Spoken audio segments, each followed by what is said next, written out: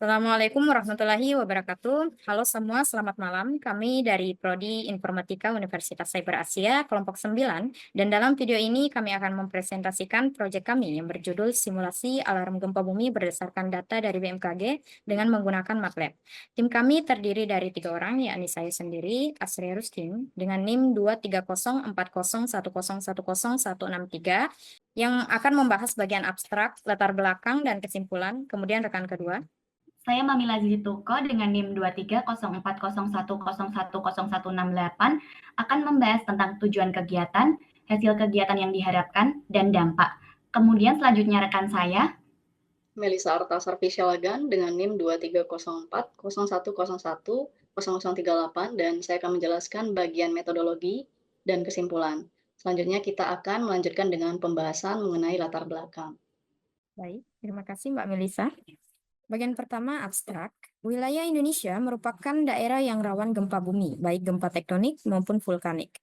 Penelitian dalam proyek ini bertujuan untuk mengembangkan simulasi alarm gempa bumi yang dapat memberikan informasi dini yang cepat dan akurat, dengan memanfaatkan data dari Badan Meteorologi, Klimatologi, dan Geofisika atau BMKG.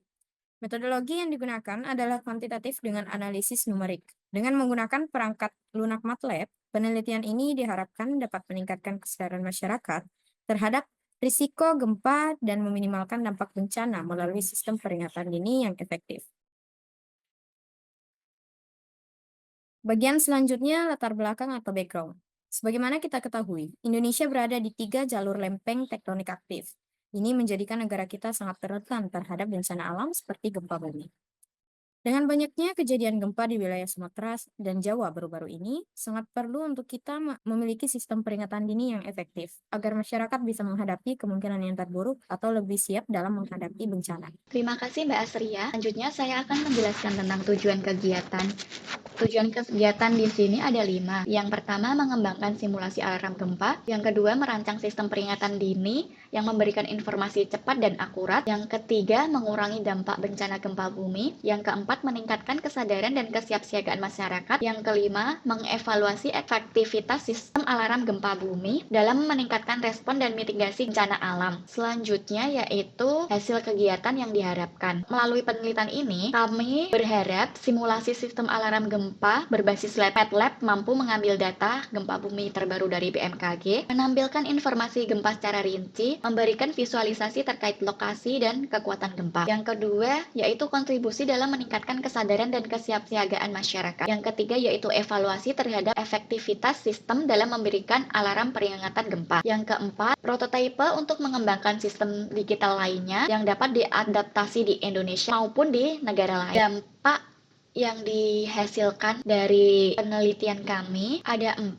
yaitu dampak pada mitigasi, dampak penanganan perubahan iklim, dampak kontribusi di bidang pengetahuan dan edukasi, dan dampak bidang teknologi dan inovasi. Adapun dampak langsung pada mitigasi adalah meningkatkan kesadaran dan kesiapsiagaan masyarakat dalam menghadapi gempa bumi. Setelah itu, dampak penanganan perubahan iklim diharapkan nanti akan meningkatkan kesadaran masyarakat akan dampak perubahan iklim terhadap frekuensi dan intensitas bencana alam. Selain itu juga mendorong kesiapsiagaan masyarakat untuk mengurangi dampak negatif dari bencana alam. Adapun kontribusi di bidang pengetahuan dan edukasi adalah untuk meningkatkan pemahaman masyarakat yang tinggal di rawan gempa bumi tentang kesiapsiagaan menghadapi gempa bumi, mendorong partisipasi aktif masyarakat dalam manajemen risiko bencana bumi, dan menciptakan model edukasi inovatif untuk mengurangi risiko bencana alam. Setelah itu, di bidang kontribusi teknologi dan inovasi, dampak yang diharapkan untuk mengembangkan teknologi sederhana untuk sistem peringatan dini, mendorong inovasi dalam mitigasi bencana, menyediakan prototipe untuk pengembangan sistem serupa. Terima kasih Mbak Mamila. Selanjutnya kita akan membahas tentang metodologi,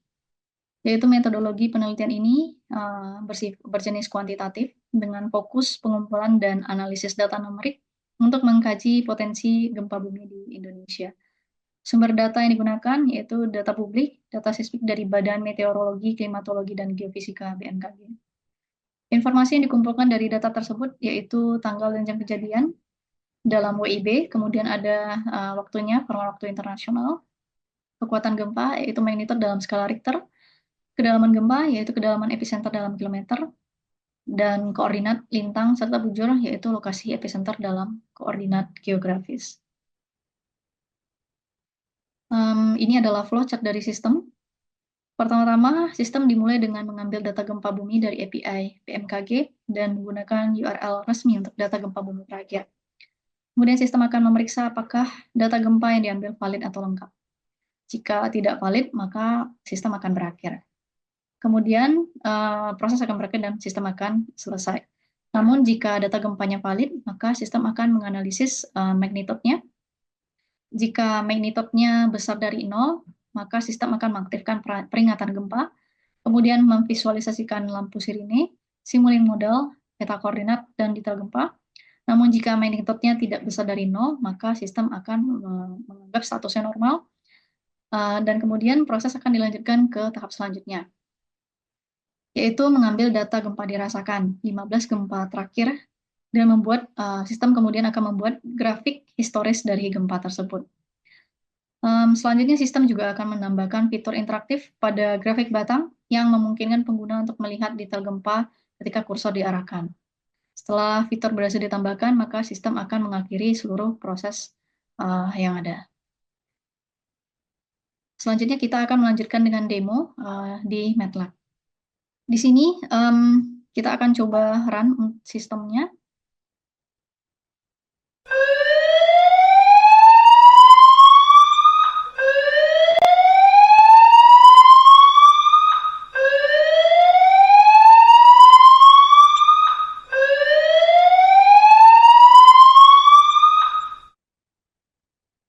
Baik, jika kita perhatikan di sini, pertama-tama kita mendeklarasikan terlebih dahulu untuk alamat web dari data gempa terkini, yaitu dalam format JSON.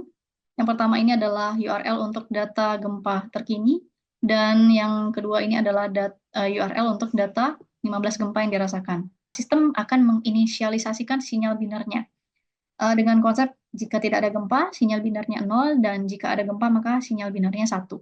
Nah, di sini dijelaskan bahwa binary signal sama dengan 0, defaultnya adalah 0 jika tidak ada gempa.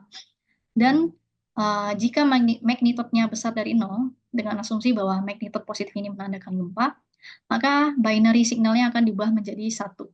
Artinya gempanya terdeteksi dan akan muncul pesan peringatan bahwa alertnya gempa terdeteksi. Dan kita di sini dapat melihat selanjutnya sistem akan memuat dan memutar suara peringatan seperti yang tadi kita dengar, bahwa sistem peringatan ini akan menampilkan suara seperti sirine. Lalu sistem juga akan menampilkan informasi sinyal binar yang terdeteksi tadi, yaitu sinyal binar gempanya adalah 1, artinya gempanya terdeteksi. Selanjutnya sistem akan memvisualisasikan lampu sirinenya. Jika tidak terdeteksi gempa, maka binary signalnya akan 0 dan akan ditampilkan pesan itu tidak ada gempa, dan beserta dengan informasi sinyal binarnya. Lalu selanjutnya sistem akan membuat simulink model, yaitu untuk visualisasi alarmnya tadi. Pertama, sistem akan membuat dulu model simulink dengan konfigurasinya. Di sini konfigurasinya yaitu modelnya bernama Earthquake Alarm Model. Lalu sistem akan membuka model dan menambahkan blok dengan kata lengkap. Ada 3 blok yang ditambahkan, yaitu input signal, output scope, dan alarm switch. Jadi di sini kita dapat melihat sistem membuat simulink itu dengan 3 blok. Yang pertama ada input signal, ada alarm switch, dan ada output scope. Nah, blok ini kemudian akan disambungkan oleh sistem dengan saluran yang benar. Yang pertama, jika input signalnya dihubungkan dengan alarm switch, dan alarm switch-nya akan dihubungkan dengan output scope. Dan kemudian sistem akan mengatur parameter blok, di mana binary signal tadi akan menjadi value nilai dari pada input signal. Jadi jika di sini sinyal binar gempanya 1, maka nanti pada simulink sistem akan menaruh nilai input signalnya bernilai 1. Lalu di sini sistem juga akan dilanjutkan dengan menampilkan lokasi gempa jika terdeteksi. Yaitu artinya magnitudenya besar dari 0. Jika magnitudenya besar dari 0, maka akan dibuat figur baru. yaitu untuk menampilkan koordinat gempa yang terdiri dari garis X-nya bujur dan garis Y-nya adalah lintang. Pada figur yang dibuat oleh sistem seperti ini adalah koordinat gempa dengan garis X-nya adalah bujur. Di sini kita dapat melihat garis X-nya adalah bujur dan garis Y-nya adalah lintang. Dan untuk titik di sini kita dapat melihat ada tanggal ya, tanggal dari kejadian gempanya tersebut. Setelah itu sistem akan menambahkan label untuk gempa dan juga posisinya. Lalu juga akan ditambahkan teks informasi gempa, yaitu tanggal, jam, waktu, magnitude, kedalaman, koordinat, lintang, bujur, lokasi, potensi, dan dirasakan. Jadi informasi detail yang lengkap juga akan ditampilkan di bawah koordinat gempa ini. Jadi kita bisa lihat di sini, detail informasi gempanya sangat komplit, sangat lengkap. Sistem juga akan menampilkan shake map. Nah, shake map ini diambil dari data BMKG. Jadi di sini dapat kita lihat pada comment window. Di sini akan, jika sistem mengambil data shake map tersebut, maka akan tampil tulisan menampilkan shake map. Di sini juga kita dapat lihat pada comment window, sistem yaitu menampilkan shake map. Nah, namun jika tidak ada, maka akan tampil tidak ada pesan, tidak ada gempa. Selanjutnya, di sini kita bisa lihat ya, ini shake map yang berhasil diambil dari BMKG. Setelah shake map berhasil ditampilkan, sistem juga akan mengambil data gempa dirasakan. Data gempa dirasakan ini adalah daftar 15 gempa terakhir yang terjadi.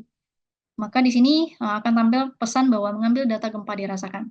Seperti yang tampil pada comment window, sistem juga akan mempersiapkan data tersebut untuk membuat grafik batang. Jadi grafik batang ini itu memiliki informasi, yaitu untuk garis X-nya tanggal dan waktu, garis Y-nya magnitude. Dan figur ini nanti akan memiliki judul daftar 15 gempa terakhir. Nah, ini bisa kita lihat pada figur 4. Di sini garis X-nya yaitu tanggal dan waktu, dan garis Y-nya adalah magnitude. Di sini ada 15 data gempa terakhir, gempa bumi terakhir. Nah, setelah sistem berhasil membuat grafik batang, maka sistem juga akan menambahkan fitur interaktif, di mana ketika pengguna user mengarahkan kursor ke salah satu grafik batang tersebut, maka akan tampil detail untuk informasi gempanya. Di sini dapat kita praktekkan, jika kita arahkan ke sini kursornya, maka ini kita dapat melihat detail info gempanya, tanggal, jam, dirasakan, lokasi, dan magnitude. Jadi setiap grafik batang ini dapat dicek untuk detailnya, jadi sangat interaktif dan bermanfaat informasinya. Nah, ini adalah pesan yang ditampilkan jika info gempanya tidak tersedia dalam data gempa dirasakan, atau jika tidak ada gagal, sistem gagal, maka juga akan ditampilkan gagal mengambil data gempa dirasakan dari alamat web. Nah, untuk selanjutnya, ketika fitur interaktif tersebut berhasil dibuat, sistem ini akan berakhir dan akan tampil pesan yaitu eksekusi selesai, seperti yang tampil pada comment window.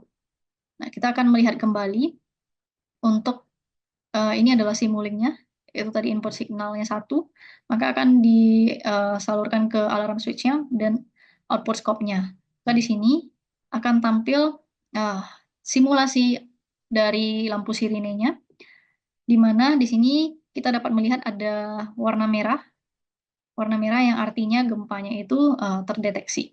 Nah, kemudian di sini adalah figur untuk tadi koordinat gempa dan detail informasi gempa terkini. Kemudian ada shake map dari data BMKG. Kemudian ada grafik batang interaktif dari 15 gempa terakhir yang terjadi. Baik, terima kasih Mbak Melisa. Untuk bagian terakhir yakni kesimpulan. Kami berharap simulasi alarm gempa ini dapat menjadi solusi dalam mitigasi risiko bencana. Dengan sistem peringatan dini yang cepat dan akurat, kami berharap dapat mengurangi jumlah korban jiwa serta kerusakan infrastruktur. Selain itu, kami ingin meningkatkan kesadaran masyarakat akan pentingnya kesiapsiagaan dalam menghadapi potensi bencana. Meskipun masih berbentuk simulasi, proyek ini dapat menjadi dasar pengembangan sistem lebih lanjut yang lebih komprehensif di masa depan. Demikian presentasi dari kelompok 9 pengetahuan mengenai simulasi alarm gempa bumi berdasarkan data BMKG dengan menggunakan MATLAB. Terima kasih telah menyimak video ini, semoga bermanfaat. Lebih dan kurangnya mohon dimaafkan. Assalamualaikum warahmatullahi wabarakatuh.